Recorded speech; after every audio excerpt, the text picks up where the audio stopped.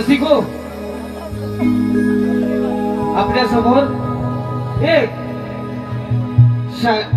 शाहीर आणि गीतकार गोपाळ करंडे यांच्या लेखणीतून उतरलेलं गीत म्हणजे ते अशी कथा आहे, असे गीत आहे की आपण आर्थिक परिस्थितीमुळे मुंबई सारख्या शहरात जातो काम धंद्या निमित्तानं, परंतु आपले गाव हे कोण शेती करत नाही आणि ओसाड पडतं आणि त्याच मातीवरून काबाड कष्ट करणाऱ्या शेतकऱ्याचं गीत आपल्या समोर शाहीर समेताकडे सादर करणार आहे. रसिको, शाहीर आणि गीतकार गोपाळ करंडे यांच्या लेखणीतून उतरलेले हे गीत आहे.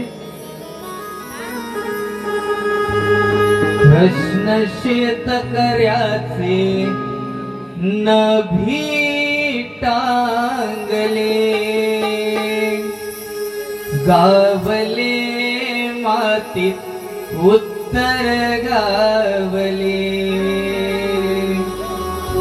प्रश्न शेतकऱ्याचे नभी टांगले,